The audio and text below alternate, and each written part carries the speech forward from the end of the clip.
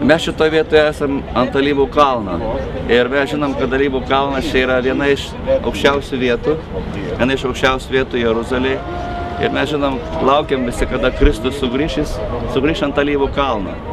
Ir po to jisai eis pro Alyvų kalną, tenais yra vartai, jeigu juos galėtume atitraukti, tenais, kurie dabar yra, jie praktiškai yra užmūryti, bet jie bus atidaryti. Ir ten šventykla toje vietoje stovės, kur jūs mato šitą geltonų kupolų, šiuo metu tenais nėra šventykla, ten musulmonų yra mečetė, vadinasi Domo Vdoro. Bet Kristus, kai grįž, ten bus šventykla, ir pro tos vartus jis įeis. Ir mes žinom, kad yra didelis pasipriešinimas jo sugrįžimui tiek ir prieš krikščionis, tiek ir prieš Izraelį, ir tiek prieš šventyklos atstatymą. Bet nežinom, Biblija kalba, tai įvyks. Žodžiu, mes dabar esame ant Alyvų kalno ir čia yra tokia vieta, kurią labai viešpats mėgo ir jis melsdavo čia dažnai. Ir čia dabar tuo vaizdu nuo Alyvų kalno žiūrint į šventyklos vietą, kuri būdavo. Ir viešpats, kaip atėjo į Jeruzalę, jis iš tikrųjų verkė, sako, Jeruzalė, kiek kartų aš bandžiau tave su savo sparnais priglausti kaip višta viščiukus, bet, žodžiu, tu nenorėjai. Ir tai yra iš tikrųjų liūdna istorija žydams, kadangi jie net pažino to, apie kurį Dievo žodis kalbėjo, kad jis yra Mesijas, kad jis yra gyvojo Dievo sūnus ir kad jis išpirks savo tautą iš jos nuodėmių. Jie nepažino jo ir atmetė ir nukryžiavo. Ir štai mes dabar 2000 metų po to, kai Jėzus buvo nukryžiuotas, atmestas žydų ir nukryžiuotas, tai yra ir mūsų naudai, nes Biblija kalba, kad per tai įėjo viso pagonių, visos tautos ir dar dabar atviri vartai kiekvienam, kuris tiki į Jėzų, jo atperkamąją auką ant kryžiaus, mirtimi ir prisikėlimu. Kiekvienam žmogui, kiekvienoj tautoj yra atviros durys išgelbėjimą. Bet mes žinome, kad Kristus greitai grįžta ir šitie įvykiai, kurie vyksta šiuo metu Jeruzalėje, tas įtempimas aplinkui ir ta tiesiog politinė situacija ir kas keisčiausia, tie, kurie turėtų padėti Izraeliui, taip pat nusisuko nuo jo ir mes galim panagrinėti keletą iš tų atvejų, bet žinoma, kad Kristus grįž. Ir taip pat matant tuos paskutinių laikų ženklus, suprantam, kad greitai grįž. Ir ačiū Dievui, kad šiandien dar yra diena tinkama išgelbėjimui. Kaip Biblija sako, kiekvienas, kuris šaukėsi viešpaties vardo, bus išgelbėtas. Ir visiems, kurie jį priėmė, jis davė galią tapti Dievo vaikais. Mes žinome, kad jis yra Kristus, kad jis yra Dievo sūnus. Kaip Jono Evangelijoje 1 skyriuje yra parašyta, pradžioje buvo žodis, tas žodis buvo pas Dievą ir žodis buvo Dievas. Ir mes žinome, kad Jėzus yra tas Dievo žodis, kuris tapo kūnu, pirmiausiai jis tapo kūnu Marijos įsčiose ir buvo pranašautas. Man labai patinka Izajos 53 skyriaus nuo 4 iki 6 eilutės rašto vieta, kur kalba, kad Izaja pranašas 700 metų iki ateinant Kristui pranašavo, kad jis yra tas, kuris paėmė mūsų negalės, nešė mūsų ligas ir jo žaizdomis mes esame išgydyti. Mes buvome, tiesiog jis buvo perdurtas, jis buvo pervertas už mūsų nuodėmes, mušamas už mūsų kaltes ir tiesiog sumokėjo kainą, kad mes turėtume ramybę ir jo žaizdomis mes esame išgydyti. Visi mes buvom paklydę kaip avys, kiekvienas ėjom savo keliu, bet viešpats ant jo uždėjo visas mūsų nuodėmes.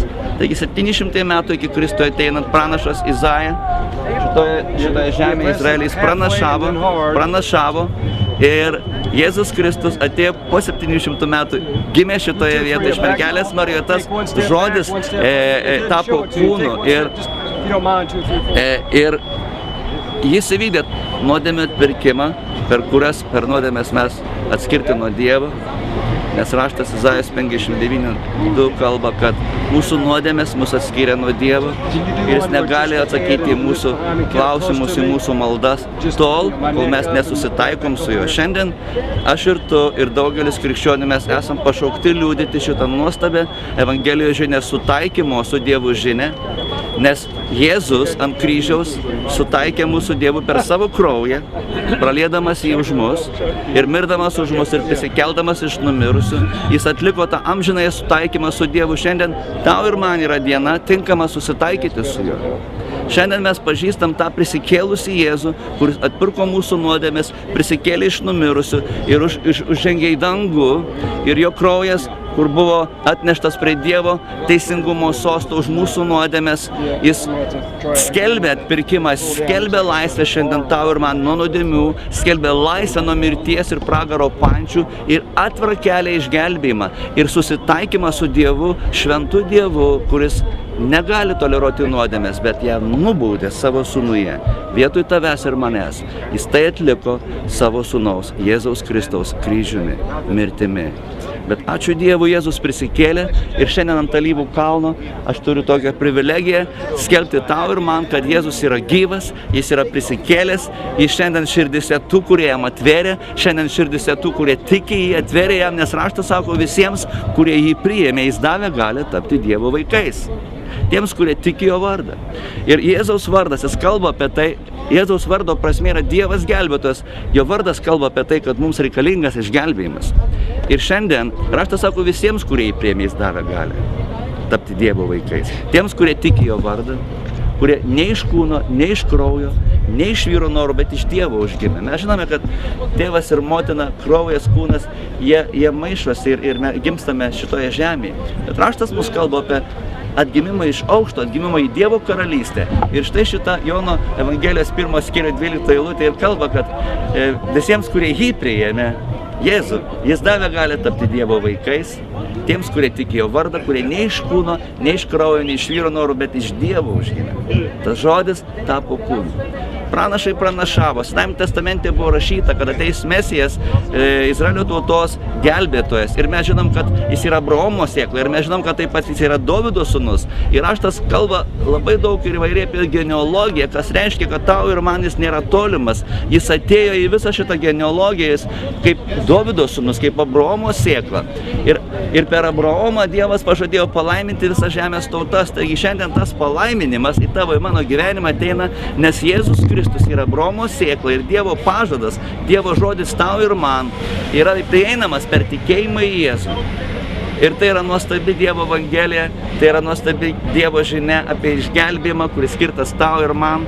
Ir ačiū Dievui, šiandien aš Alyvų kalne esu ir džiaugiuosi tą nuostabią atmosferą aplinkui. Iš tikrųjų tai yra Dievo išrinkta tauta, tai yra Dievo išrinktas miestas ir Jeruzalė yra ta vieta, kur Kristus grįžta ir jis grįžta ant Alyvų kalno. Ir kai ant Alyvų kalno jis grįž, matysi kiekvieną akis dangų ir žemėje, tai greičiausiai tai bus ir per televiziją, tai greičiausiai bus per satelitus, kurie mes žinom visai neseniai atsirado. Tai irgi kalba apie paskutiniosius laikus, kad praktiškai viskas pasiruošta tam, kad jis grįžtų. Tai, kad 1948 metais, gegužės 14 dieną Izraelis tapo valstybė, tai yra paskutinių laikų ženklas, tai yra paskutinių laikų chronometras, nes Dievas pažadėjo savo žodį, kad paskutiniais laikais jis surinks savo tautą, Izraelio savo tautą iš viso pasaulio kraštų ir jie vėl grįžta į savo žemę, jie vėl kūrėsi, jie vėl statosi. Šiandien Izraelis yra paskutinių laikų ženklas numeris 1. Ir mes taip pat žinome, kad Kristus greitai sugrįžta, dėl mano broli, mano sesę, būk pasiruošęs jam sugrįžtant, o jeigu tu niekados dar nesitikėjęs Jėzų ir niekados nesiatvėręs jam savo gyvenimą, tai aš raginu tave šiandien padaryti tą sprendimą, nes šiandien yra tinkama diena išgelbėjimui, šiandien yra ta diena, kada tu gali atverti savo širdį, patikėti prisikėlusi Jėzų, kuris prieš 2000 metų atėjo ir sumokėjo už mūsų nuodėmes ir prisikėlė ir šiandien jis beldžiasi į tavo širdį. Kaip raštas sako, kaip Jėzus pasakęs yra įrašyta Apreiškimų knygų 3 skyriui, kad aš stoviu prie durų ir beldžiu, kas išgirs mano balsą ir atvers duris, aš užeisiu pas jį ir vakarieniausiu su juo, jis su manimi. Jėzus šiandien beldžiasi į tavo širdį ir jeigu tu niekados nesi atvėrę savo vidaus širdies durų, tos durys jos negali iš išorės atsiverti. Tavo širdis turi atsiverti, tu turi atverti Viešpačiui savo širdies duris, kad jis galėtų įeiti į tavo gyvenimą, kad jis galėtų tavo gyvenimą pakeisti ir kad tu taptumei Dievo vaiku, kaip Viešpats pažadėjo per savo žodį, tau reikia atverti tas duris. Ir Jėzus stovi ir beldžiasi, jis beldžiasi ir laukia. Bet šiandien yra ta diena, kada tu gali atverti jam savo širdį, gali priimti jį ir tapti išgelbėtų. Todėl aš raginu tave melstis kartu su manimi. Jeigu niekados nesimeldys, melskis tą maldą, tiesiog kartok paskui mane, gali užmerkti akis, gali atmerkti akis, gali nuleisti galvą, bet dėkok Dievui už Jėzaus auką. Ir tiesiog kartok paskui mane ir sakyk, Viešpatie Jėzau.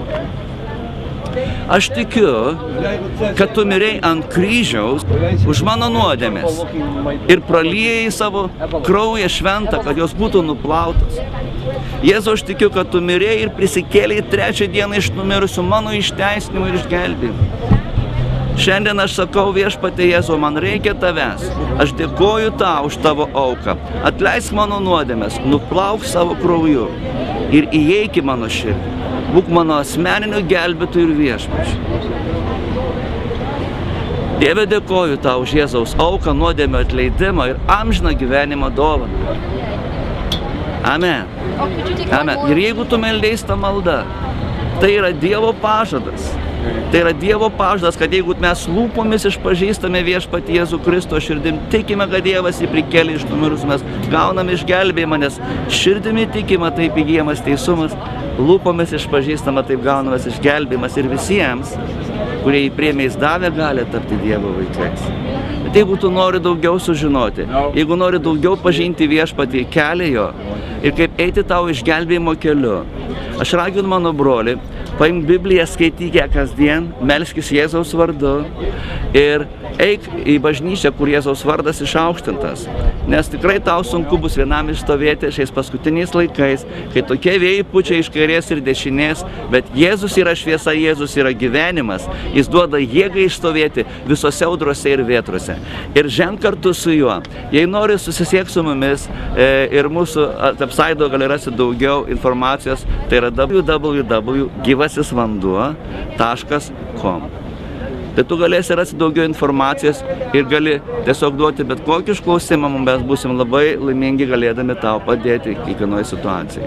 Būkit palaiminti ir šiandien man džiugu nuo Alyvų kalno iš Jeruzalės skelbti jums džiaugsmingą žinią, kad Jėzus prisikėlęs, kad jis gyvas ir kad jis greitai grįžta ir kiekvienam, kas jo laukia, yra paruošti nuostabus dalykai ir tiems, kurie dar nepriėmė, aš raginu, melskitės, atverkite jam savo širdį, kalbėkit žodžiais iš savo širdies, nes jis girdi jūs, kur jūs bebūtumėt. Kiekvienam, kuris šaukėsi Viešpatės vardu, yra pažadėtas išgelbėjimas.